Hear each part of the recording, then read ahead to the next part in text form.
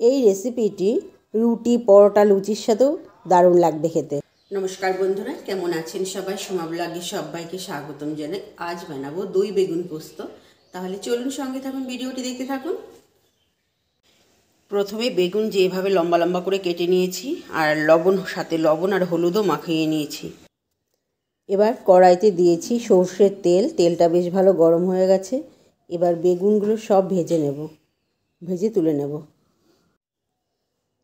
বেগুন আমার সব ভাজা হয়ে গেছে। এবার বেগুন তুলে নেব। আর এবার একটা মশলা বানাবো।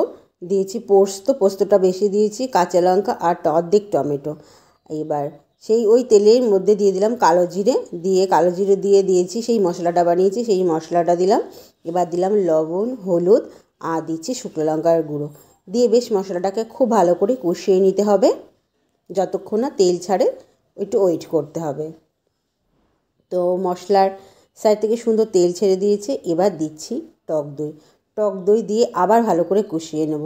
এবার দেখুন সাইড থেকে খুব সুন্দর তেল ছেড়ে দিয়েছে। এবার দেব জল, অল্প করে জল দিতে হবে। এবার বেশ ঝোলটা ফুটে উঠেছে। এবার সব ভাজা বেগুনগুলো দিয়ে দিলাম। ভাজা বেগুনগুলো দিয়ে বেশ নেড়ে চেড়ে দিতে হবে। এবার ঝোলের সাথে সব কিছু মিশিয়ে নেব। তো মেশানো হয়ে গেছে, খুব সুন্দর আবার ফুটে উঠেছে। এবার স্বাদ ব্যালেন্সের জন্য দিয়ে দিলাম চিনি। আর এবার দেবো গরম মশলা, দিয়ে নেড়ে চেড়ে নামিয়ে নেব এটাকে। আমার দই বেগুনটা সম্পূর্ণ রেডি হয়ে গেছে। এটা লুচি, পরোটার সাথেও কিন্তু দারুণ লাগবে খেতে।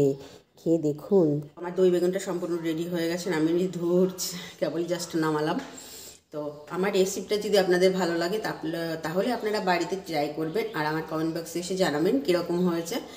তো আমার ভিডিও যদি আপনাদের ভালো লাগে আমার পেজটিকে ফলো করে দেবেন, শেয়ার করে দেবেন। আর যদি ইউটিউব থেকে দেখে থাকেন তাহলে আমার চ্যানেলটিকে সাবস্ক্রাইব করে দেবেন। সবাইকে অনেক ধন্যবাদ। ভালো থাকবেন, সুস্থ থাকবেন।